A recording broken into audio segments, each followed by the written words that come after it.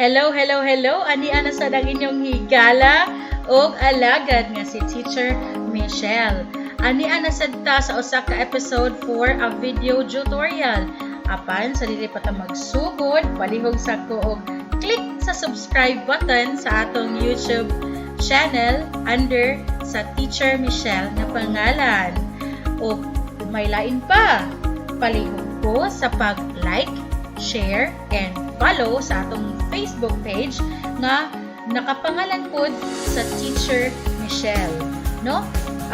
Palihog kong pagbuhat niini para perminti mo ma-updated sa akong mga video tutorials, video presentations, and educational videos, no? So, kanitanan, andam ni siya para sa ato ang new normal educational setup. So, nalipay ko nga makahatag ko tabang, no, sa atong mga kahigalaang mga magtutudlo, ang atong mga pilanggang ginikanan o sa ato pong mga estudyante. Daghang salamat, dinanakutason pa padayon ta sa atong video tutorial. Okay? Mulakaw sa kukadiyot, magkita tagbalik. Bye-bye! Hello, maayong hapon. So, nakabalik na tanong. Ang atong sama sa kong giingon, ang atong pagaistoryahan kay ang eksplanasyon anino or muna sa pag palamdag pa ug unsa kahay atong maatubang nga klase sa pagtudlo karong panahon sa pandemya, no? So, what would you choose? Unsa day pud kunoy pilion sa atong mga higalang mga ginikanan, right? So, atong sination. So mao kini ang upat ka atong masinati, no, nga klase sa pag tudlo, no? Mo ni atong ma-expect puhon inig-able sa klase. So ang una nato mao ang gitawag og face to face, right? So sunod natong mahitabo kay homeschool or study. Ang sumunod kay distance learning. O ang pinaka-last mao ang blended learning. Alright? So, kanigyud naa gyud ni sa mga kamot sa ato ang mga ginikanan ug asa aning upat ka pamaagi sa pagtudlo o sa pagkat-on ang gusto ninyong i-aplikar namong mga magtutudlo sa inyohang mga kabataan, no? Kung diri ba mo sa face to face, diri ba sa home study or homeschool study, diri ba mo sa distance learning, or diri ba mo sa blended learning. Okay? So atong sination, no, ang upat para atong maklaro ug masinati gyud ninyo unsa kay pinaka the best nga inyong i-aplikar para sa inyong kabataan. No, rest assured sa upat ka pamaagi makiter gyud nato ug ato yung mahatagan ug kalidad nga edukasyon ang atong mga kabataan. Sige, ato nang sugdan. Ang una tong pagasugdan mao ang face to face, no? Ako sa ning basahon sa English so atong isalin sa Binisaya. Ang face to face is where limited number of learners go to school. So may pud pasabot ana pipila o maihap lamang sa mga sa mga estudyante ang magtunga sa eskwelahan ug kung galing face to face ang atong pilion, no? So, unsa day expected ani? Kung mag face to face ta or ang inyong pilion kay face to face, ayaw mo kabalaka kay dili ni susama sa sauna nga wala patay pandemya nga tanang mga bata, no, magkonsisok sa eskwelahan. No, dili na mao mo mahitabo. Scheduled na kini, no? Nanatay schedule kung pipila lang ka mga bata ang motunga, unsang graduha ra ang motunga anang adlaw sa eskwelahan para pod ma-practice nato, no, or mabuhat nato ang gitawag nato og social distancing or pagdistansya sa usag-usa sa atong classroom o sa ato ang campus. Right? Usa pay lain. So since ningon ko nga pipila ra nga mga tinun-an ang motunga, aduna ra tay limita sa 15 hangtod 20 or posible pang mas ubos pa, no? So ang standard yung gihatag sa ato ang DepEd office mao ang 15, no? 15 to 20 or 20 ka estudyante ang expected sa usa ka klase nga mo tungaan ng scheduled nga adlaw, no? Sa pamailain, aside sa pipila ra kahit tinun-an ang motunga, mugbo na pud ang oras, no, nga exposure sa bata. So kung naanda na to sa unang wapay pandemya, tibok adlaw man, di ba, ang bata nga magsulod sa klase. Karon ato na lang ning move-on. Pero dili gud pasabot nga atong move-on putol pod or ma-move-on pod ang pagkat-on sa bata.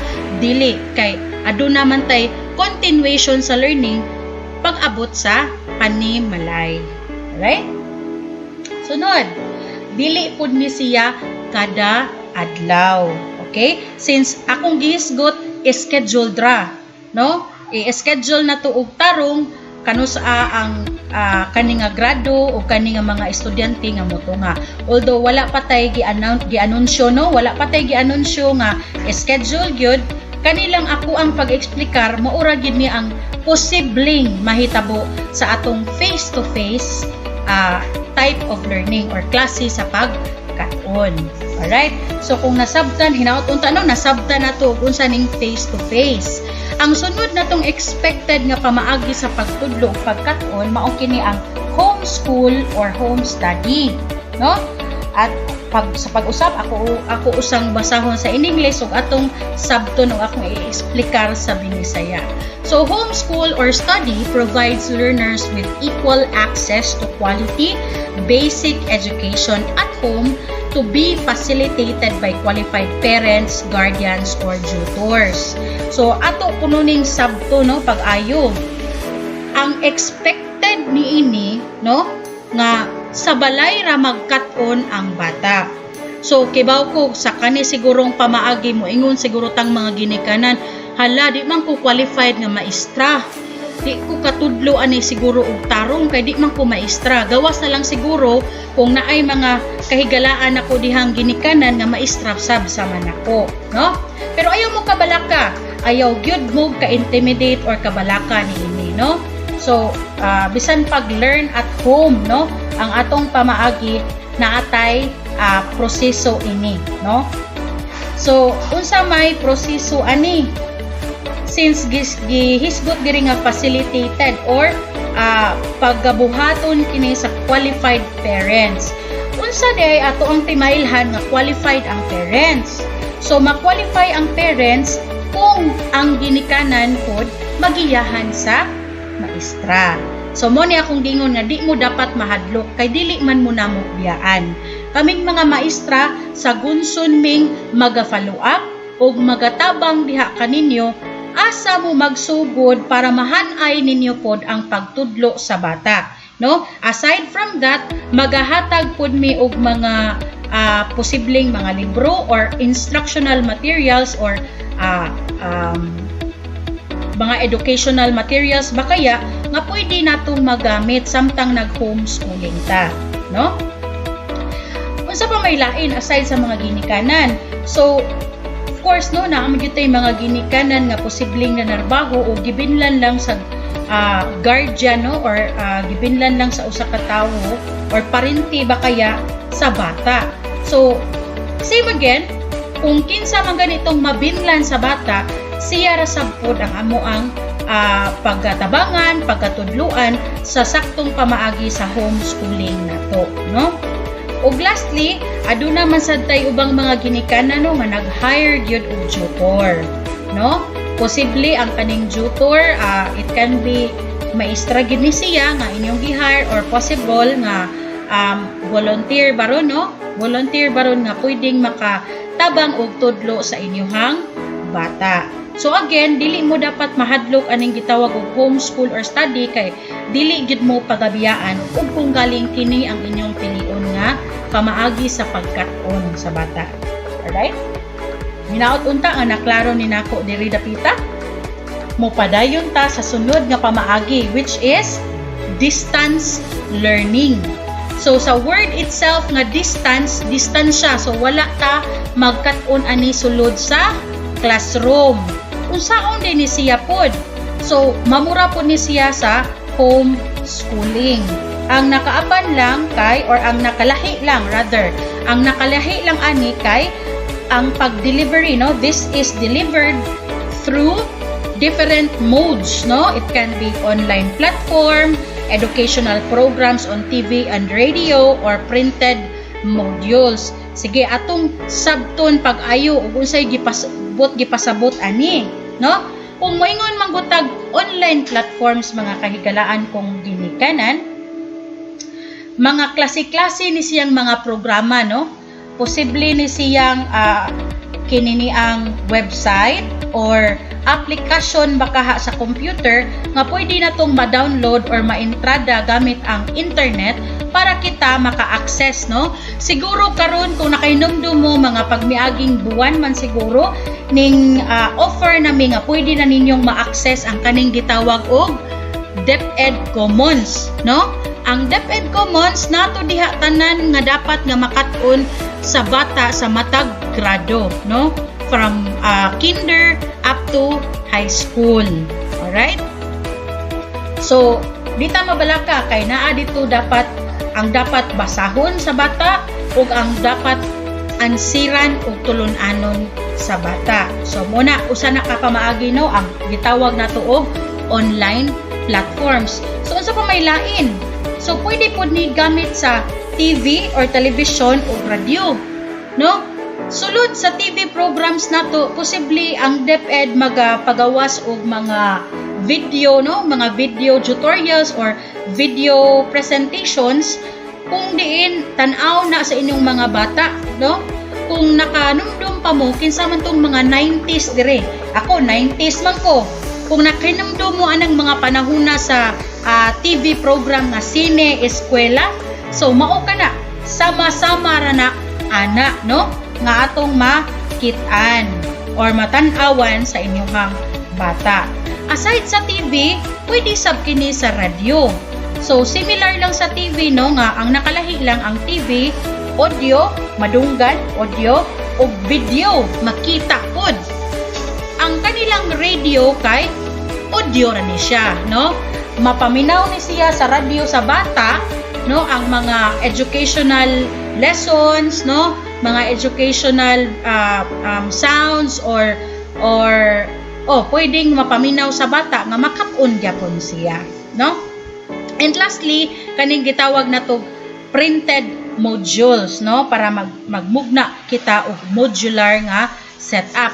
Karon, teacher, unsa din ning modular, teacher? Sige jud ko kadungog aning modular or modules, pero unsa din ni siya?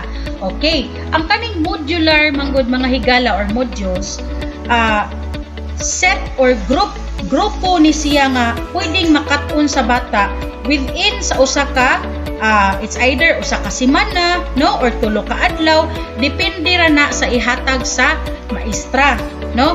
So kining mga modules pwede po ni namo ma-send through Facebook, through email, so daghang pamaagi, no, nga ato ning mapadala ning gitawag nga modules, no? Mapadayon gyapon ang pagkat-on sa bata.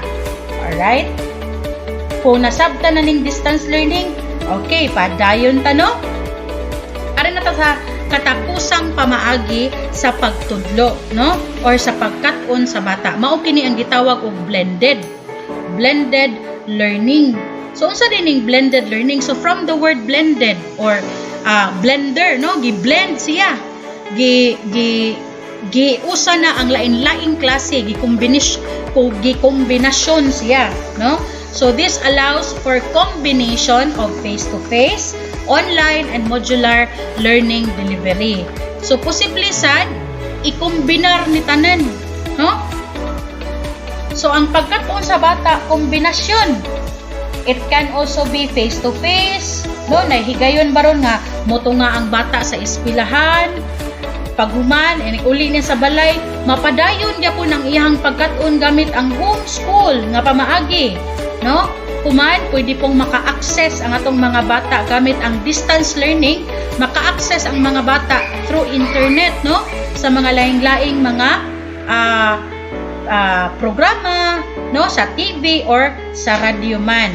ug sa katapusan mao ang modular learning. So kung nakita ninyo, atong ibalik lang gamay no, para lang makita nato ang tanang pamaagi sa pagtudlo. So kung nakita ninyo, daghan upat kini ka pamaagi nga pwede gyud ninyong mapilian mga kahigalaan. So kung nakabantay pud mo sa atong enrollment, online enrollment, naapod di ba? Naapod kitay survey ug dis amo mas komportable, no? Natay survey asa mo mas komportable sa pamaagi sa pagkat-on sa bata, no? So dili gyud kita dapat makuyawan o mahadlok nga maiwit ang atong bata sa karon nga school year kay daghan yung pamaagi gihatag ang DepEd para kanato, no? Sige. So in kaso pagani ug naa pa gyud moy mas daghan pa mga pangutana sa upat ka pamaagi sa pagtudlo, ayaw gyud mo kabalaka kay ubos aning ako ang video presentation, pwede gyud kamong makakomentaryo, no? Dito lang ninyo i-komentaryo ang mga pangutana ninyo, no? Ang inyong mga kung ganahan pa mo gustong iklaro, pangutana lang gyud dito sa comment box sa ubos kay ako ra gyud nang replyan, no? Ug kung galing pod aduna moy Facebook connection nako, pwede ra gyud kayo mong maka-chat nako sa Facebook.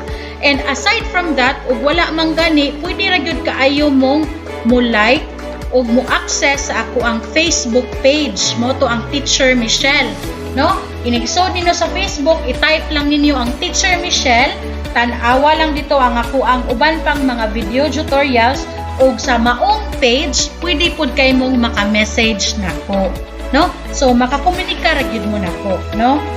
So hinaut unta nga daghan kog natabangang mga labaw ng mga ginikanan, no? Labaw ng mga ginikanan nga daghang pangutana sa posibleng umaabot nga pagpamaagi sa pagtudlo ug pagkat-on sa inyong mga bata.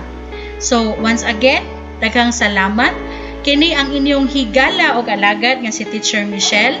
And please, do not forget to click the subscribe button sa akong YouTube page. Mao ang Teacher Michelle. I-click lang ang subscribe button para perminti mong ma-update sa ako ang mga video presentation o tutorials. So sama po sa akong Facebook page. Please like, follow, and share. Once again, this has been Teacher Michelle signing off. Bye-bye!